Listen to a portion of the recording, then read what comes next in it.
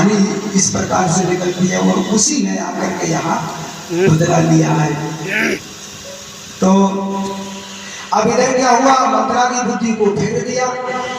मंथरा जाकर के देखती है राज्य में चारों तरफ उत्सव हो रहा है, धूमधाम से ग्वाल बाल सब नाच रहे हैं और सब खुशी मना रहे हैं। उसने सोचा कि भरत जी यहाँ है नहीं, शत्रुघ्न जी यहाँ है नहीं और ये राज्याभिषेक होने जा रहा है, सारी तैयारियां हो रही हैं युवराज बनाने के लिए।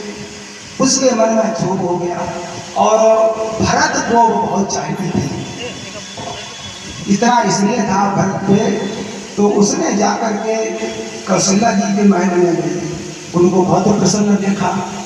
उसके बाद में जब कैकेयी जी के पास गई मंथरा, तो उनसे कहा कि ये उत्सव हो रहा है, तुमसे पूछा गया था, हमारे तो कानों कान खबर नहीं हुई, जबकि हम भी इसी महल में रहती हैं और वो तो साथ में आई थी, दासी थी।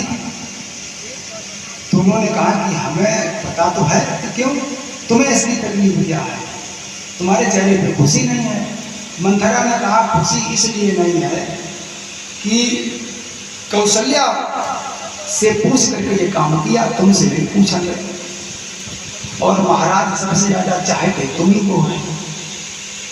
और ये बिल्कुल सही कहा उसने, महाराज दशरथ ने कैकेयी से न पूछ करके ये कार्य किया। तो उसने जब ये कहा कि आपसे पूछा नहीं, इसका मतलब है तुमसे कपट करते हैं।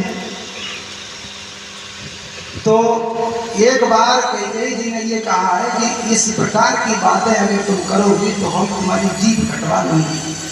हमारे वो पुत्र के समान है राम और सीता हमारी पुत्री के समान है, इस प्रकार की गर्भोरी तुम बात करोगी।